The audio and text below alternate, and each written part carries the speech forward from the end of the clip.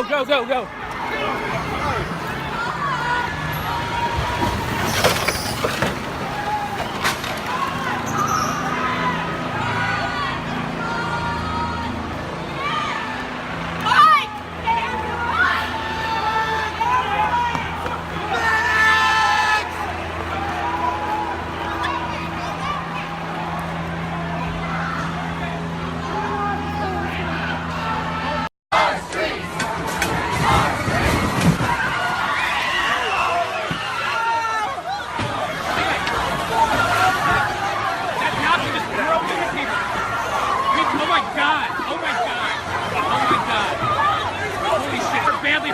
Oh my God, badly hurt. We need paramedics right now. Holy shit. A car just drove into people, causing a multi-chain accident. Fuck that shit, right? Somebody might be dead, folks. Somebody might. Holy shit. Fuck it. Come on, man. Holy shit. The car just drove into people. Somebody badly injured on the ground. Fuck you. And then the car smashed into other cars and then out of there. It was completely tinted up. Completely tinted up. Oh my God. Oh my God. So somebody knew the march was coming, and before the march could get underway of resistance of Antifa and anti-racist, some racist dicks smashed into people. Holy, he rammed into the back of a line of cars. People were pinned in between cars. People on the ground, chaotic. And then the car reversed and sped out of here. They tinted windows, you could not see who was in it. The cops just now getting here. Where the fuck? 50 people over. We got it on camera. It was like a Mustang, possibly all tinted out windows. Holy shit. Please, people, call 111. We need multiple ambulances. I don't know, what street is this? Okay. Okay, a lot of people have already... Rather, thank you, sir. Thank you. Thank you for anybody home that was calling 911 when you saw that.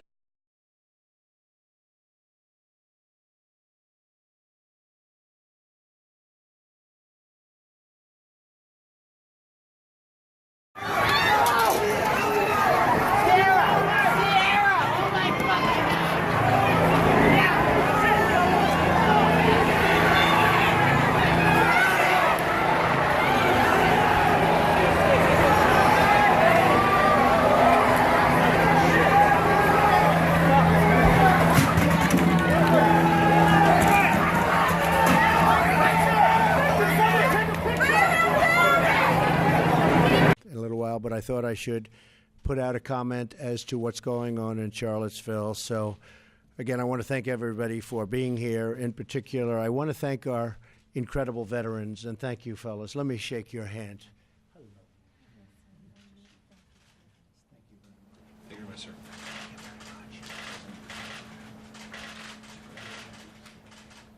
Mr. President, thank you very much, sir. Thank you, Mr. President.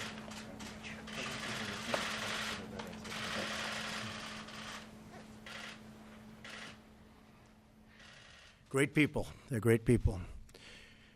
But we're closely following the terrible events unfolding in Charlottesville, Virginia. We condemn in the strongest possible terms this egregious display of hatred, bigotry, and violence on many sides. On many sides. It's been going on for a long time in our country. Not Donald Trump, not Barack Obama. This has been going on for a long, long time. It has no place in America. What is vital now is a swift restoration of law and order and the protection of innocent lives. No citizen should ever fear for their safety and security in our society, and no child should ever be afraid to go outside and play or be with their parents and have a good time. I just got off the phone with the governor of Virginia, Terry McAuliffe, and we agreed that the hate and the division must stop, and must stop right now. We have to come together as Americans with love for our nation and true affection, really, and I say this so strongly, true affection for each other. Our country is doing very well in so many ways. We have record, just absolute record employment. We have unemployment, the lowest it's been in almost 17 years. We have companies pouring into our country, Foxconn and car companies and so many others. They're coming back to our country. We're renegotiating trade deals to make them great for our country and great for the American worker. We have so many incredible things happening in our country. So when I watch Charlottesville, to me it's very, very sad. I want to salute the great work of the state and local police in Virginia, incredible people, law enforcement, incredible people, and also the National Guard. They've really been working smart and working hard. They've been doing a terrific job. Federal authorities are also providing tremendous support to the governor. He thanked me for that. And we are here to provide whatever other assistance is needed. We are ready, willing, and able. Above all else, we must remember this truth. No matter our color, creed, religion, or political party, we are all Americans first. We love our country. We love our God. We love our flag. We're proud of our country. We're proud of who we are. So we want to get the situation straightened out in Charlottesville, and we want to study it. And we want to see what we're doing wrong as a country where things like this can happen. My administration is restoring the sacred bonds of loyalty between this nation and its citizens. But our citizens must also restore the bonds of trust and loyalty between one another.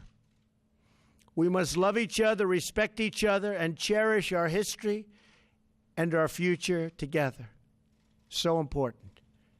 We have to respect each other. Ideally, we have to love each other. And now to the Veterans Administration. Thank you. I'm in Washington today to meet with my economic team about trade policy and major tax cuts and reform. We are renegotiating trade deals and making them good for the American worker, and it's about time. Our economy is now strong. The stock market continues to hit record highs. Unemployment is at a 16-year low, and businesses are more optimistic than ever before. Companies are moving back to the United States and bringing many thousands of jobs with them. We have already created over 1 million jobs since I took office. We will be discussing economic issues in greater detail later this afternoon, but based on the events that took place over the weekend in Charlottesville, Virginia, I would like to provide the nation with an update on the ongoing federal response to the horrific attack and violence that was witnessed by everyone. I just met with FBI Director Christopher Wray and Attorney General Jeff Sessions. The Department of Justice has opened a civil rights investigation into the deadly car attack that killed one innocent American and wounded 20 others. To anyone who acted criminally in this weekend's racist violence, you will be held fully accountable. Justice will be delivered. As I said on Saturday, we condemn in the strongest possible terms this egregious display of hatred, bigotry, and violence. It has no place in America. And as I have said many times before, no matter the color of our skin, we all live under the same laws. We all salute the same great flag, and we are all made by the same Almighty God.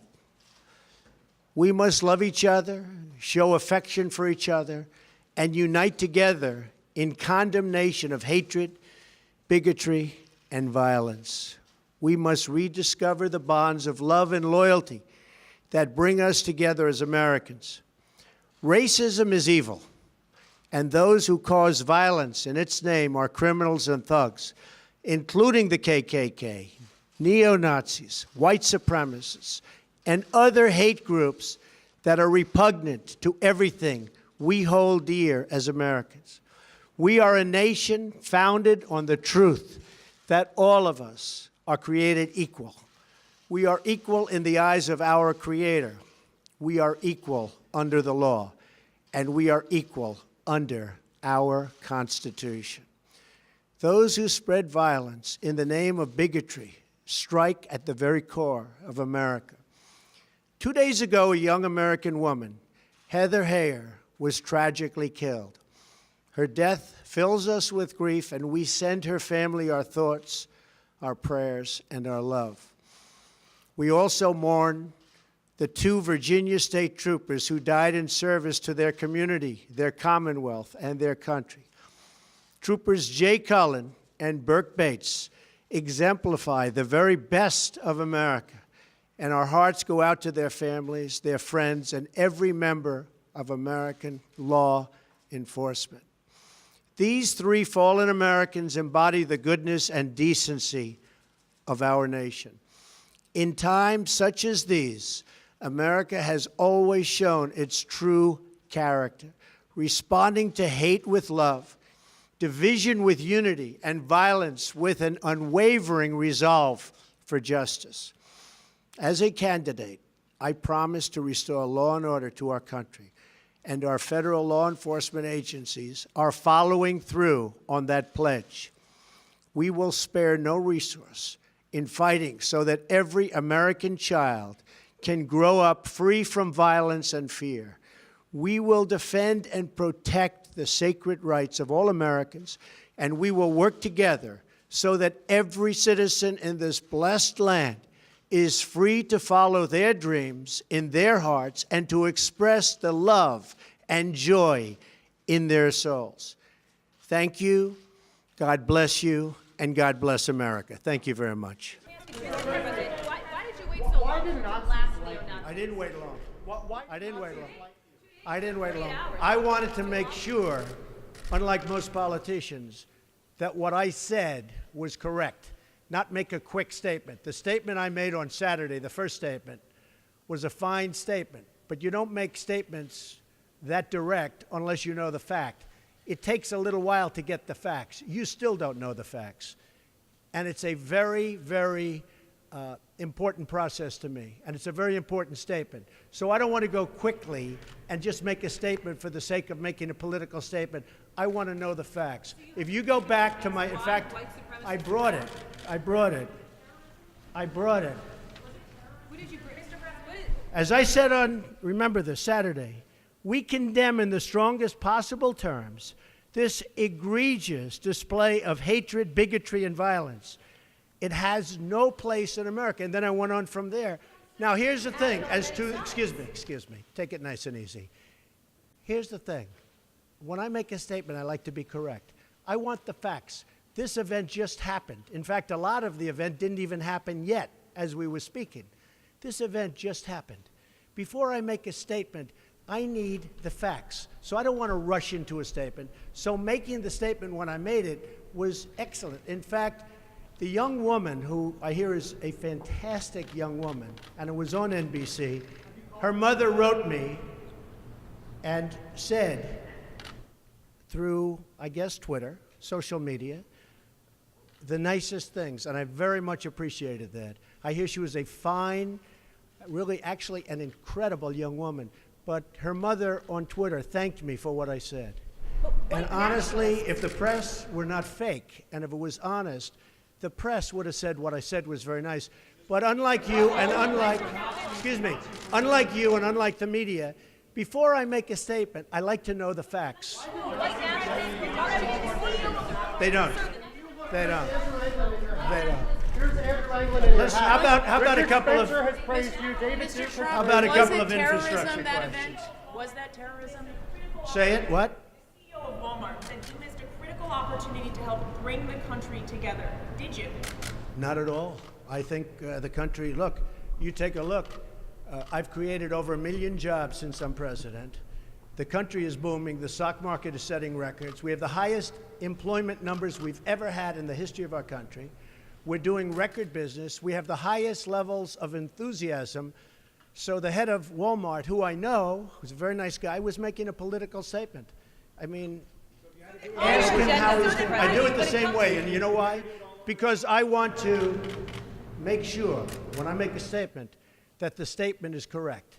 And there was no way of making a correct statement that early. I had to see the facts, unlike a lot of reporters. Nazis were there. I didn't know David Duke was there. I wanted to see the facts. And the facts, as they started coming out, were very well stated. In fact, everybody said his statement was beautiful. If he would have made it sooner, that would have been good. I couldn't have made it sooner because I didn't know all of the facts. Frankly, people still don't know all of the facts. It was very important, excuse me. It was very important to me to get the facts out and correctly. Because if I would have made a fast statement, and the first statement was made without knowing much other than what we were seeing. The second statement was made after with knowledge, with great knowledge. There's still things, there's still things that people don't know. I want to make a statement with knowledge. I wanted to know the facts. Okay. Two questions. Was this terrorism? And can you tell us how you're feeling about your chief strategist? Well, I think the driver of the car is a disgrace to himself, his family, and this country. And that is, you can call it terrorism. You can call it murder. You can call it whatever you want. I would just call it as the fastest one to come up with a good verdict. That's what I'd call it. Because there is a question. Is it murder? Is it terrorism? And then you get into legal semantics. The driver of the car is a murderer. And what he did was a horrible, horrible, inexcusable thing. Can you tell us how you're feeling about your chief strategist, Mr. Bannon? Can you talk about that? I would echo Maggie's question. Steve Bannon is. I never spoke to Mr. Bannon about it. Can you tell us broadly what your? Do you still have confidence Well, in we'll Steve? see. And look. I like Mr. Bannon. He's a friend of mine. But Mr. Bannon came on very late. You know that. I went through 17 senators, governors, and I won all the primaries. Mr. Bannon came on very much later than that. And I like him. He's a good man. He is not a racist, I can tell you that. He's a good person. He actually gets a very unfair press in that regard. But we'll see what happens with Mr. Bannon. But he's a good person, and I think the press treats him, frankly, very unfairly. Do you have confidence that Senator McCain has called on you to defend your National Security Advisor, H.R. McMaster, against some of these attacks? I did it the last time. And he called on it again, linking this Senator McCain? to the alt-right. And Senator saying McCain, you mean the one who voted against Obamacare? And he said Who is Senator? You mean Senator McCain who voted against us getting good health care? McCain said that the alt-right is behind these attacks, and he linked that same group to those who perpetrated the attack in Charlottesville. Well, I don't know. I can't tell you. I'm sure Senator McCain must know what he's talking about. But when you say the alt-right, define alt-right to me. You define it. Go ahead. Well, I'm saying, as No, define it for me. Come on, let's go. Define Senator it for me. McCain defined them as the same group. Okay, what about the alt-left that came charging at him? Excuse me. What about the alt-left that came charging at the, as you say, the alt-right? Do they have any semblance of guilt? This is Senator McCain's statement. Let me ask you this. What about the fact that they came charging with clubs in their hands, swinging clubs? Do they have any problem? I think they do. So, as far as I'm concerned, that was a horrible, horrible day. Wait a minute. I'm not finished. Fake news. That was a horrible day. I will tell you something. I watched those very closely, much more closely than you people watched it. And you had a group on one side that was bad, and you had a group on the other side that was also very violent. And nobody wants to say that, but I'll say it right now. You had a group on the other side that came charging in without a permit, and they were very, very violent.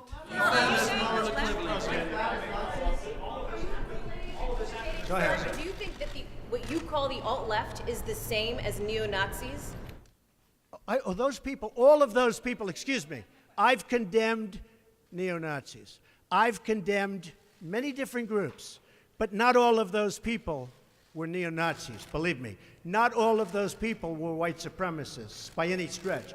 Those people were also there because they wanted to protest the taking down of a statue, Robert E. Lee. So, excuse me, and you take a look at some of the groups and you see, and you know it if you were honest reporters, which in many cases you're not, but many of those people were there to protest the taking down of the statue of Robert E. Lee. So, this week it's Robert E. Lee. I noticed that Stonewall Jackson's coming down. I wonder, is it George Washington next week, and is it Thomas Jefferson the week after? You know, you really do have to ask yourself, where does it stop? But they were there to protest, excuse me, you take a look the night before, they were there to protest the taking down of the statue of Robert E. Lee. Infrastructure question, go ahead. Should statues of Robert E. Lee stay up? I would say that's up to a local town, community, or the federal government, depending on where it is located. Are you against the Confederacy? About race relations in America, and do you think things have gotten worse or better since you took office? I think they've gotten better or the same. Look, they've been frayed for a long time, and you can ask President Obama about that because he'd make speeches about it. But I believe that the fact that I brought in, it will be soon, millions of jobs. You see where companies are moving back into our country. I think that's going to have a tremendous positive impact on race relations. We have companies coming back into our country. We have 2 car companies that just announced. We have Foxconn in Wisconsin just announced. We have many companies, I say, pouring back into the country. I think that's going to have a huge positive impact on race relations. You know why? It's jobs. What people want now, they want jobs. They want great jobs with good pay. And when they have that, you watch how race relations will be. And I'll tell you, we're spending a lot of money on the inner cities. We're fixing the inner cities. We're doing far more than anybody's done with respect to the inner cities. It's a priority for me, and it's very important. Mr. President, are you putting what you're calling the alt-left and white supremacists on the same moral plane? I'm not putting anybody on a moral plane. What I'm saying is this. You had a group on one side and you had a group on the other, and they came at each other with clubs, and it was vicious, and it was horrible, and it was a horrible thing to watch. But there is another side. There was a group on this side, you can call them the left, or you've just called them the left, that came violently attacking the other group. So you can say what you want, but that's the way it is. On both sides, sir? You said there was hatred, there was violence on both sides. Well, I do think there's blame. Yes, I think there's blame on both sides. You look at both sides. I think there's blame on both sides, and I have no doubt about it, and you don't have any doubt about it either. And if you reported it accurately, you would say. Neo-Nazis started this. They showed up in Charlottesville. They showed up in Charlottesville to protest. Excuse me. They didn't put themselves down as neo, and you had some very bad people in that group. But you also had people that were very fine people on both sides. You had people in that group, excuse me, I saw the same pictures as you did. You had people in that group that were there to protest the taking down of, to them, a very, very important statue and the renaming of a park from Robert E. Lee to another name. Robert E. Lee are not the same. Well, no, George Washington was a slave owner. Was George Washington a slave owner? So will George Washington now lose his status? Are we going to take down, are we going to take down statues to George Washington? How about Thomas Jefferson? What do you think of Thomas Jefferson? You like him? Okay, good. Are we going to take down the statue? Because he was a major slave owner. Now we're going to take down his statue. So you know what? It's fine. You're changing history, you're changing culture, and you had people, and I'm not talking about the neo-Nazis and the white nationalists, because they should be condemned totally. But you had many people in that group other than neo-Nazis and white nationalists, okay? And the press has treated them absolutely unfairly. Now, in the other group also, you had some fine people, but you also had troublemakers, and you see them come with the black outfits and with the helmets and with the baseball bats. You had a lot of bad people in the other group too. Treated unfairly, sir. I'm sorry. I just didn't understand what you were saying. You were saying the press has treated white nationalists unfairly? No. I just didn't understand what you were saying. No. There were people in that rally, and I looked the night before. If you look, there were people protesting very quietly the taking down of the statue of Robert E. Lee. I'm sure in that group there were some bad ones. The following day it looked like they had some rough, bad people, neo-Nazis, white nationalists, whatever you want to call them. But you had a lot of people in that group that were there to innocently protest and very legally protest because, you know, I don't know if you know, they had a permit. The other group didn't have a permit. So I only tell you this, there are two sides to a story. I thought what took place was a horrible moment for our country, a horrible moment. But there are two sides to the country. Does anybody have a final? Does anybody have? You have an infrastructure. What makes you think you can get an infrastructure bill? You didn't get health care. Well, you know, I'll tell you, we came very close with health care. Unfortunately, John McCain decided to vote against it at the last minute. You'll have to ask John McCain why he did that. But we came very close to health care. We will end up getting health care. But we'll get the infrastructure, and actually infrastructure is something that I think we'll have bipartisan support on. I actually think Democrats will go along with the infrastructure. President, have you spoken to the family? Have you spoken to the family of the victim of the car attack? No, I'll be reaching out. I'll be reaching out. When will you be reaching out? I was I thought that the statement put out, the mother's statement, I thought was a beautiful statement.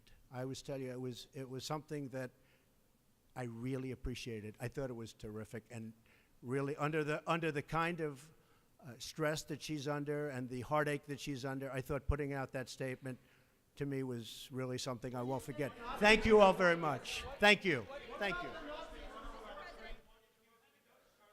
Mr. President, do you think you're helping to heal the nation? Does anyone know I own a house in Charlottesville? Where is it? Oh boy, it's going to be. It's in Charlottesville. You'll see. Is it near the winery or something? It is the winery. Will you go to visit and try to? I mean, I know a lot about Charlottesville. Charlottesville is a great place that's been very badly hurt over the last couple of days. But I own actually one of the largest wineries in the United States. It's in Charlottesville. What do you think needs to be done to overcome the racial divides in this Well, I country? really think jobs can have a big impact. I think if we continue to create jobs, over 1 million, substantially more than 1 million, and you see just the other day, the car companies coming in with Foxconn.